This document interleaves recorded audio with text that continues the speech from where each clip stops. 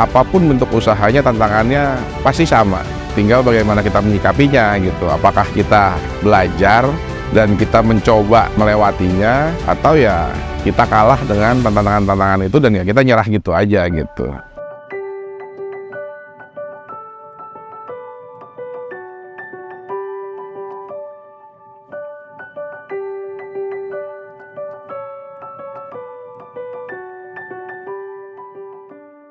Perkenalkan, nama saya Mario, owner dari kolam budidaya ikan nila hitam. Ya, mungkin beberapa orang kenal dengan kolam anak empang di sini.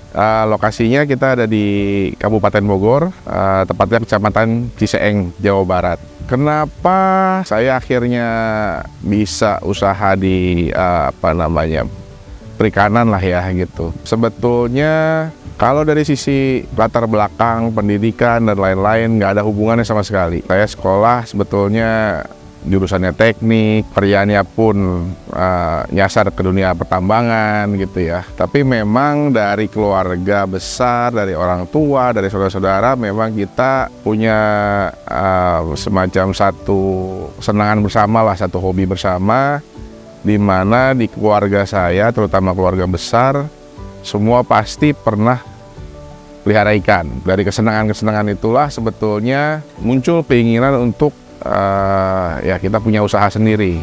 Dan punya usaha sendiri di bidang ya budidaya ikan.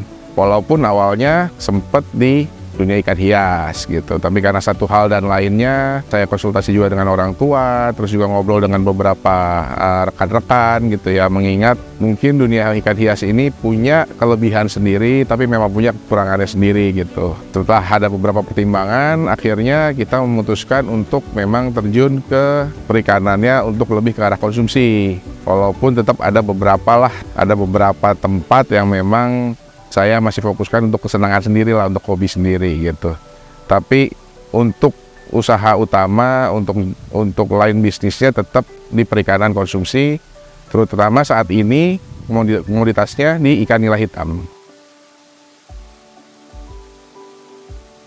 Sebetulnya kolam ini sudah ada sejak mungkin tahun 80-an, tapi bukan merupakan kolam yang dikelola secara komersil. Baru mungkin pada tahun 90-an kolam ini dikelola secara komersil. Kebetulan oleh ya masih saudara lah ya, masih family. Pada saat itu komoditasnya ikan gurame gitu. Mulai dari tahun 91 sampai kurang lebih 2012. Kolam ini memang sudah beroperasional dengan komoditas ikan gurame. Kemudian 2012 itu sempat vakum sehingga kolam ini benar-benar kosong, tidak beroperasi, tidak terawat lah istilahnya gitu ya. Kemudian setelah sekian lama, kurang lebih 5 tahunan, saya memutuskan untuk mencoba memulai usaha ini, diizinkanlah untuk menggunakan tempat ini gitu ya. Walaupun memang pada awalnya tempat ini memang sudah berbentuk kolam gitu, tapi karena setelah sekian lama tidak digunakan, kita mulai dari nol lagi lah ya. Karena banyak sekali peremajaan-peremajaan, perbaikan-perbaikan, karena kan memang kondisinya tidak terawat di sini gitu. Jadi bisa dibilang modal dasarnya sudah ada berbentuk kolam gitu ya. Tapi memang banyak sekali lah yang harus kita kerjakan dari awal lagi nih gitu. Terutama juga memang untuk layout kolamnya, jalur air keluar dan air masuknya gitu. Tentu kan beda orang, beda pengelola, beda juga cara manajemennya ya gitu. Kendala dan lain-lainnya banyak sekali ya. Artinya di saat awal kita memutuskan mencoba untuk dari sisi komoditasnya sendiri aja, kita memutuskan mungkin untuk melanjutkan dengan komoditas ikan gurame lah gitu. Karena memang di lokasi ini dulu terkenalnya dengan produksi ikan guramenya gitu. Nah, tapi banyak faktor yang mempengaruhi juga, karena ikan gurame ini mungkin walaupun banyak orang bilang ini merupakan rajanya ikan air tawar gitu ya, tapi tidak terlalu banyak orang yang masih bermain di komoditas ini, dan juga mungkin popularitasnya nggak terlalu hebat dibandingkan dengan komoditas yang lainnya ya, seperti lele dan mungkin saat ini nila gitu. Jadi banyak kendala yang kita alami lah pada saat itu. Terutama mungkin sumber utamanya adalah sumber bibitnya. Sumber bibitnya yang memang bisa dibilang sudah kurang diperhatikan lah oleh ya terutama dinas-dinas perikanan gitu. Jadi bibit unggulnya sudah tidak tersedia lagi, terus juga lingkungan yang sudah semakin mungkin tidak sebaik pada masa itu gitu ya. Jadi banyak kendala yang dialami sehingga ya bukan hanya siklus budidaya yang lebih panjang, terus juga penyakit yang lebih banyak, bahkan kerugian gitu loh. Kerugian yang kita alami mungkin di 2 tahun pertama kita memulai budidaya inilah, terutama pada saat komunitas ikan gurame itu tersendiri. Setelah itu kita ketemu dengan pandemi COVID-19 tahun 2020 ya, 2020 awal itu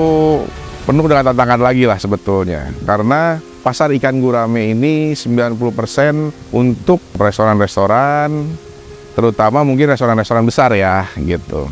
Dan pada saat itu di Indonesia kan kebijakannya rumah makan tutup untuk menghindari kerumunan orang. Jadi pada saat itu pasar kita benar-benar bisa dibilang hampir nol gitu ya, hampir nol selama pandemi itu. Disitulah kita mulai coba mencari-cari lagi. Kita trial 1-2 kolam untuk komoditas ikan nila hitam ini. Akhirnya saya memutuskan di 2020 akhir untuk merubah semua komoditasnya menjadi nila hitam. Karena dari sisi harga lebih stabil, dari sisi permintaan pasar pun cukup stabil. Karena ikan nila ini bisa dibilang ikan semua kalangan ya.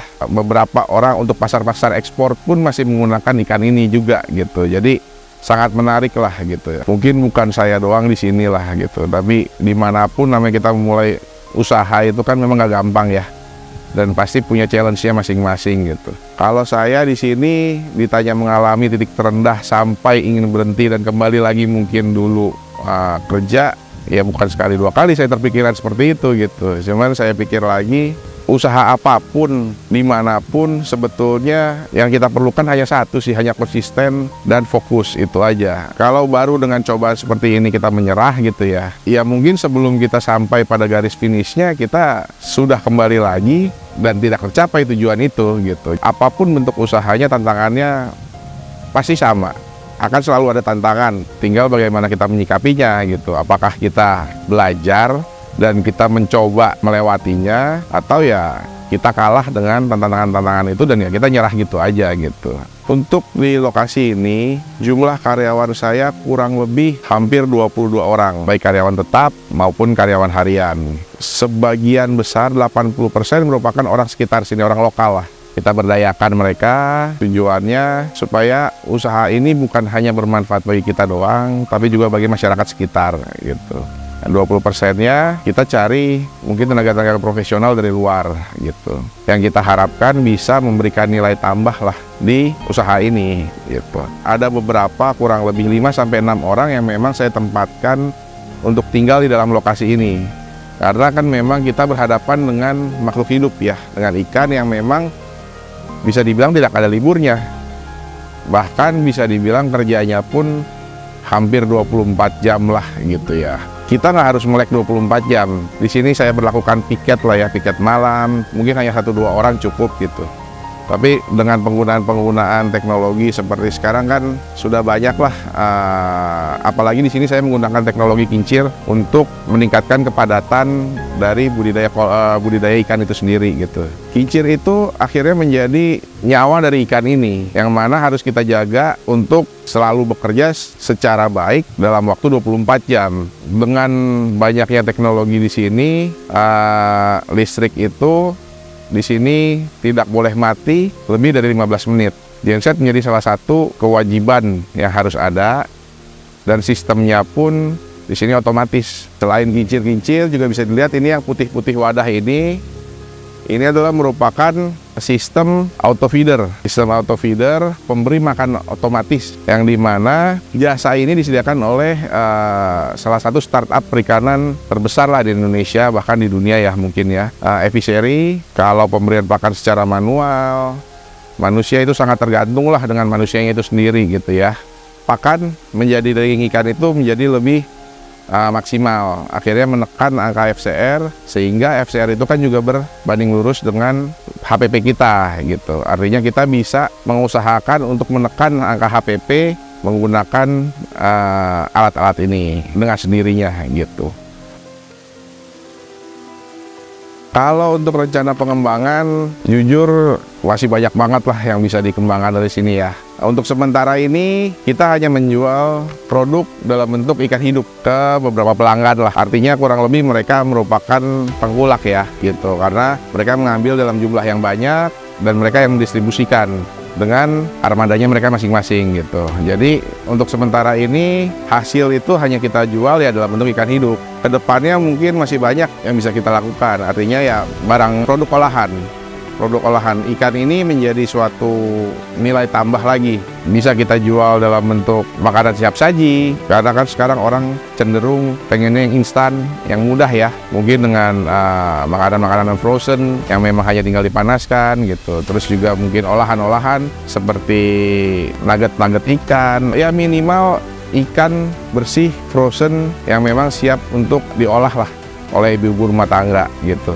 Kalau untuk pengembangan produksinya masih sangat banyak lah. Artinya saat ini efisiensi kolam produktivitasnya kalau menurut saya mungkin baru di 40-50%. Karena kepadatan saya di sini saat ini mungkin hanya sekitar 40-50 ekor per meter gitu. Sedangkan dengan sistem dan teknologi yang ada, itu budidaya ikan nila ini sudah bisa mencapai angka 80-100 ekor per meter. Artinya di sana pun untuk produktivitasnya kita untuk produksi ikan itu masih sangat jauh gitu. Masih sangat banyak pengembangan-pengembangan yang bisa kita lakukan gitu. Nilai produksi kita per bulan kita tingkatkan terus juga mungkin dari sisi penjualan kita akan mencoba pelan-pelan masuk ke added value lagi, langsung ke end buyer.